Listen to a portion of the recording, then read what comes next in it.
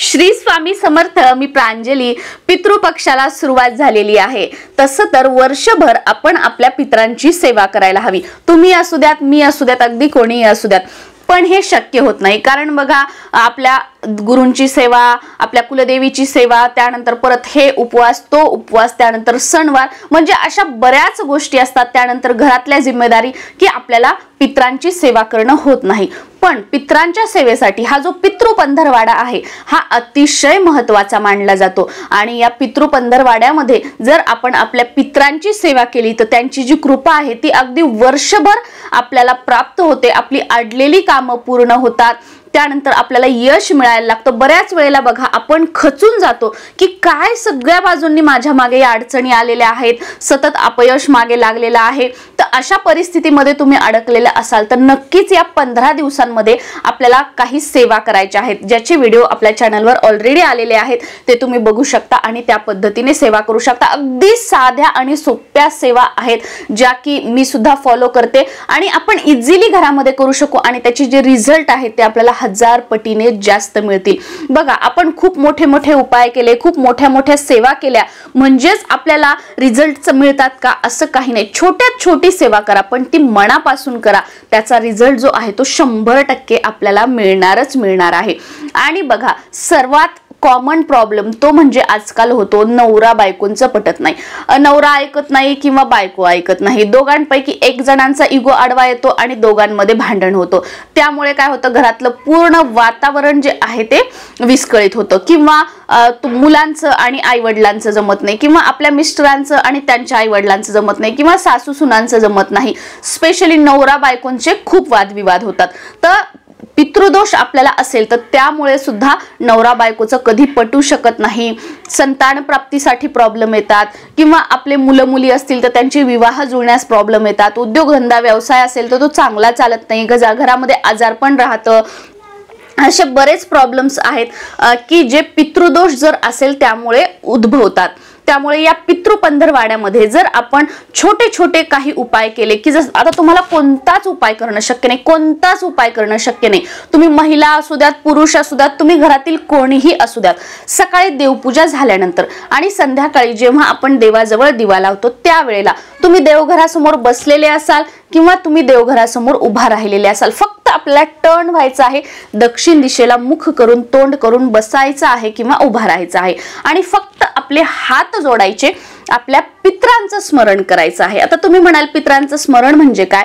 तर कसं म्हणायचं की आता तुमचं जे आडनाव आहे, आता जसं की माझं जोशी, तर जोशी घराण्यातील तुम्हाला ज्यांची नावं माहित असतील की जसं तुमच्या सासऱ्यांचं, ते जर नसतील तुम्हाला त्यांचं नाव, त्यांच्या वडिलांचं नाव, ह्या 2 तर आपल्याला माहितच असतात, किंवा त्याच्यानंतर त्यांचं नाव घ्यायचं। जोशी घराण्यातील जे काही म्हणजे वारलेली मंडळी आहेत, पितृ पूर्वज आहेत, त्यांना आपल्या घरातील पूर्ण म्हणजे तुम्ही, तुमचे मिस्टर, तुमचे मुलं, घरामध्ये जे तुमच्या मंडळी आहेत त्यांचे नाव घ्यायचे।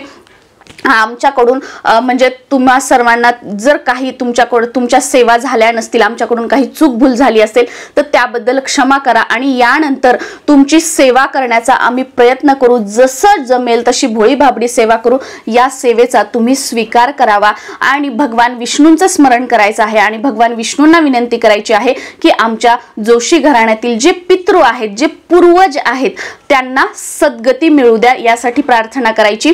आणि आपल्या पितरांना आपण नाव घेऊन सांगायचं की यापुढे जेही आपल्या जोशी घराण्यात किंवा कुळामध्ये मंगल कार्य होईल, शुभ कार्य होईल, त्या प्रत्येक प्रसंगावेळी तुमचं स्मरण आम्ही करू आणि जशी घडेल तशी इथून पुढे सुद्धा तुमची सेवा करण्याचा प्रयत्न करू। आणि जी जी तुमची म्हणजे अडलेली कामं आहेत की तुम्हाला वाटतं की ही माझी कामं व्हावीत किंवा ह्या समस्या आहेत, काही केल्या हटत नाहीत, तर ते पूर्ण होण्यासाठी त्यांना विनंती करायची आहे। एवढं तर आपण करू शकतो। पूर्ण पंधरवाडा सकाळ संध्याकाळ, सकाळ संध्याकाळ ही गोष्ट करा आणि मग तुम्ही बघा की तुम्हाला तुमच्या आयुष्यामध्ये, तुमच्या नात्यांमध्ये, तुमच्या घरामध्ये किती फरक दिसू लागतो। कारण तुम्ही ऐकलं असेल बघा, नामस्मरणामध्ये आणि प्रार्थनेमध्ये खूप मोठी ताकद आहे। फक्त ती मनातून करायला हवी, तर त्याचे रिझल्ट जे आहेत ते काही दिवसांमध्येच आपल्याला बघायला मिळतात.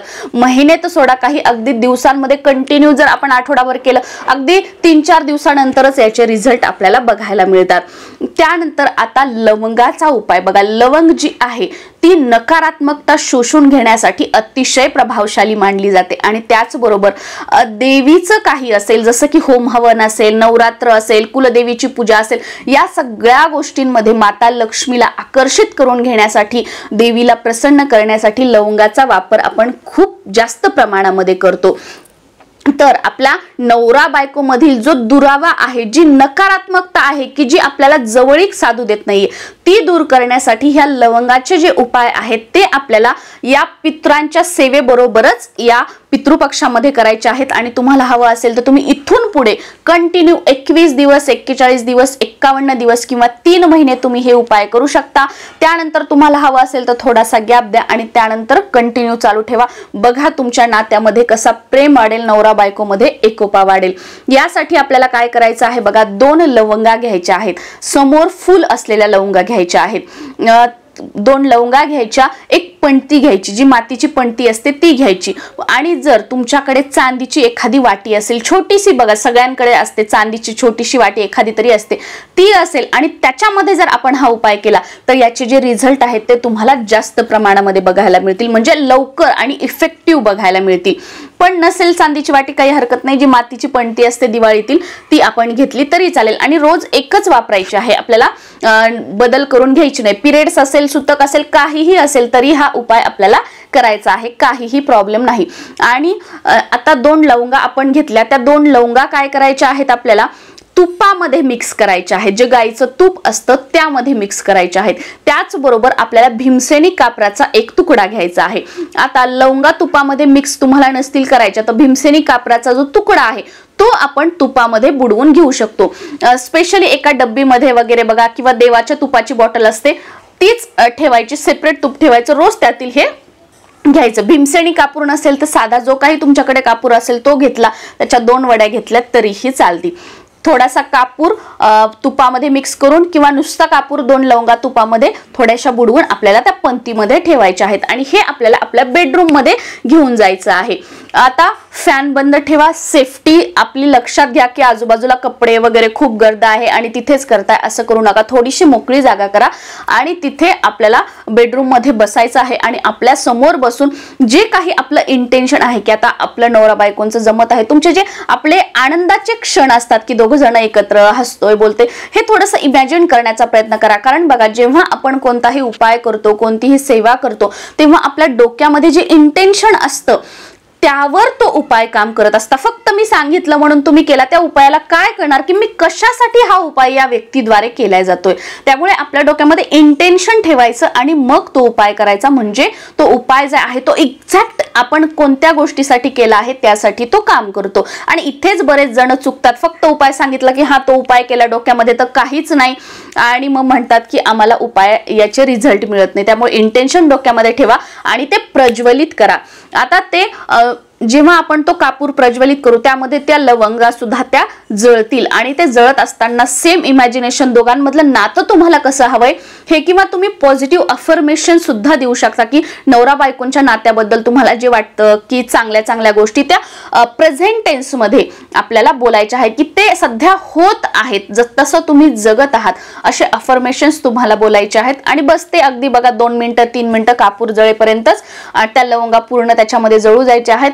आणि ते संध्याकाळी तुम्ही आपल्या बेडरूम मध्ये ठेवू शकता. दुसऱ्या दिवशी सकाळी झाडून वगैरे काढताना ते आपण टाकून देऊ शकतो. सेम या पद्धतीने रोज नवीन कापूर घ्यायचा, 2 रोज नवीन लवंगा घ्यायच्या, तुपामध्ये बुडवून आणि हे प्रज्वलित करायचं. त्याबरोबर आपल्या पितरांना सकाळ आणि संध्याकाळी प्रार्थना करायची. 2 टाइम शक्य नसेल तर सकाळ किंवा संध्याकाळ दोन्हीपैकी एका वेळी तरी करा. या 2 कॉम्बिनेशननी एक जी लवंगाचा जो उपाय आहे, कापराचा जो उपाय आहे, तो निगेटिव्हिटी नात्यामधील कमी करील आणि जो पितरांसाठी आपण करतोय तर पितरांचा आशीर्वाद मिळेल आणि त्यामुळे आपल्या नात्यामध्ये एकोपा निर्माण होईल, जवळीक निर्माण होईल. तर अवश्य ज्यांना खरंच प्रॉब्लेम आहे त्यांनी हे उपाय करा आणि बघा काही दिवसामध्येच आपल्या नात्यामध्ये तुम्हाला फरक बघायला मिळेल.